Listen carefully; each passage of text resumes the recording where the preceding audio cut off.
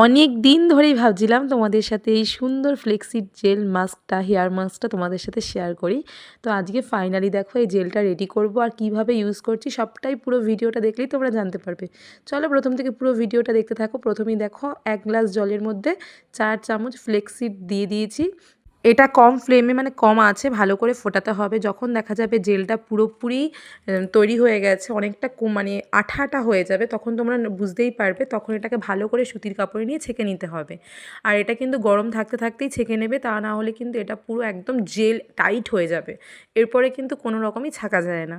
তো দেখো আমি ছেঁকে নিয়ে ছাদে এসেছি, আর চুলটা দেখো প্রচণ্ড রাফ হয়ে গেছে। চুলটা দেখলেই বুঝতে পারবে কেমন রুক্ষ আর শুষ্ক লাগছে। চুলটা যেন একদম শীতকালে যেমন স্কিনে ক্রিম না দিলে যেরকম রাফ হয়ে যায়, ঠিক সেরকম চুলটায় যেন ন্যাচারাল যে শাইন বা গ্লো সেটা একদমই কিন্তু চুলে নেই। চুলটা কিন্তু ভীষণ শুষ্ক লাগছে। আর তোমাদের জেলটাকে দেখালাম যে কীরকম থাকবে, সবটাই তোমরা বুঝতে পারলে।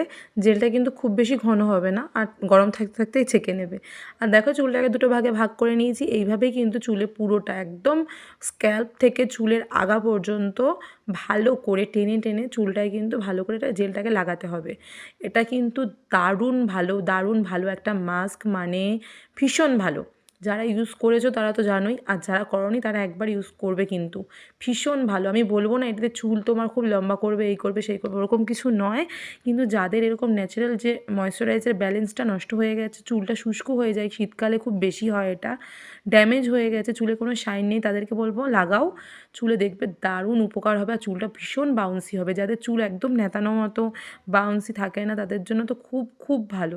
পুরো চুলটায় লাগিয়ে নিয়েছি, আর কেমন রেজাল্ট আসে তোমাদের পুরোটা শেয়ার করবো। টাটা, কেমন লাগলো অবশ্যই জানাবে।